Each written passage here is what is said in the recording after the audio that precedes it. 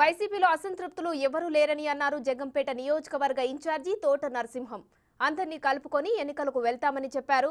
జగ్గంపేట నియోజకవర్గంలో చేపట్టాల్సిన అభివృద్ధి కార్యక్రమాలు ఇంకా ఉన్నాయని తెలిపారు. జగ్గంపేట నియోజకవర్గ బాధ్యతలు తనకు అప్పగించినందుకు సీఎం జగన్కు కృతజ్ఞతలు తెలుపుతున్న తోట నరసింహంతో మా ప్రతినిధి Rajesh face to face. Jaggampeta నియోజకవర్గం నుంచి వైసీపీ తరపున తోట నరసింహకి సీటు కేటాయించడంతో పార్టీ శ్రేణుల్లో ఉత్సాహం కనబడుతుంది.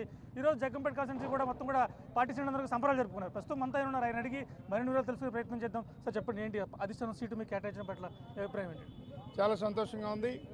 ఈరోజు వైఎస్ జగన్మోహన్ రెడ్డి గారు ఈ రాష్ట్ర ముఖ్యమంత్రి వర్యులు ఈరోజు నా మీద ఎంతో నమ్మకంతో జగ్గంపేట కోఆర్డినేటర్గా ఇన్ఛార్జిగా రాత్రి నిర్ణయించడం జరిగింది. ఆయనకి జగ్గంపేట నియోజకవర్గ వైఎస్ఆర్ పార్టీ కాంగ్రెస్ పార్టీ అభిమానులు, నాయకులు, కార్యకర్తల తరఫున ఆయనకు హృదయపూర్వక ధన్యవాదాలు తెలియజేసుకుంటా ఉన్నాను. రాజకీయాల్లో సుదీర్ఘంగా ఉన్నారు. జగ్గంపేట సంబంధించి ఏ సమస్యలు ప్రధానంగా తీర్చాలనుకుంటున్నారు మీరు?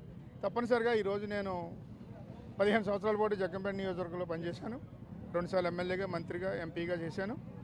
ఈ నేపథ్యంలోనే నేను అనేక రకాలైనటువంటి కార్యక్రమాలు, అభివృద్ధి కార్యక్రమాలు నేను చేసిన పదవీ కాలంలో చేయడం జరిగింది ఈ నియోజకవర్గానికి. అయినా సరే ఇటీవల కొన్ని సమస్యలు ఉన్నాయి. ప్రధానంగా సాగునీరు సమస్య మీద ప్రత్యేకంగా దృష్టి పెట్టాలి.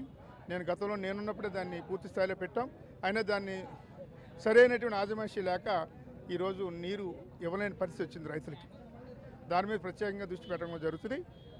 అలాగే ఈరోజు జగన్మోహన్ రెడ్డి గారు నిరుపేదలకి ఇళ్ల స్థలాలు ఇచ్చే కార్యక్రమం చేశారు. అది ఈ నియోజకవర్గంలో పూర్తి స్థాయిలో ఇళ్ల స్థలాలు కేటాయింపు కానీ, దానికి సంబంధించినటువంటి లబ్ధిదారులకి జగనన్న కాలనీ పేరిట ఇల్లు ఇచ్చే కార్యక్రమాలు కూడా చాలా గ్రామాల్లో జరగలేదు. దాని మీద ప్రత్యేక దృష్టి పెట్టి అవి కూడా పూర్తి చేసే కార్యక్రమంలో భాగంగా నేను పూర్తి స్థాయిలో దాన్ని దృష్టి పెట్టడం జరుగుతుంది. అసంతృప్తులని ఎలా సర్దిద్దుకుంటారు? వాళ్ళు మీతో కలిసి వచ్చేలా ఉంటారా? ఏంటి వాళ్ళు మీకు గెలుపుకు ఆటంకం కలిగిస్తారంటారా? ఏ రకమైన ఆటంకాలు జరగవు. ఎందువల్లంటే అందరినీ కలుపుకుని వెళ్తాం. మేము ఈరోజు అసంతృప్తి అన్నది ఎక్కడ కూడా లేదు.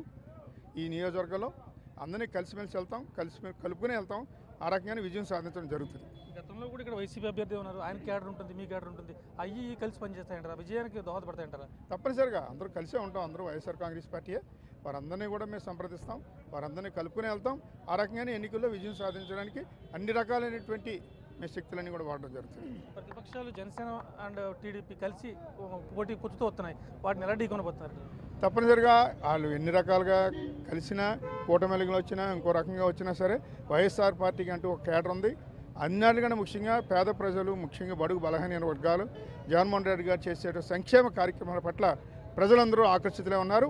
ఆ ఎన్ని రకాల కూటమిలు వచ్చినా సరే మా వైఎస్ఆర్ కాంగ్రెస్ పార్టీ దగ్గర అవేం పనిచేయవు. మేమే విజయం సాధించడం జరుగుతుంది అంతిమంగా. జగ్గంపేటకు సంబంధించి మిగతా అన్ని పార్టీల నుంచి కూడా మీకు మద్దతు ఉందనుకుంటున్నారా? ఏంటి అసలు ఎలా మీరు కేవలం వైసీపీ తరపు ఒక్కరే ముందుకు వెళ్తున్నారు, వాళ్ళందరూ కలిసికట్టుగా వస్తున్నారు, ఎలా వెళ్తారు ముందుకి? తప్పనిసరిగా ఈరోజు ఎవరు ఎన్ని రకాలుగా కలిసినా సరే సింహం సింగిల్గా వస్తుంటారు.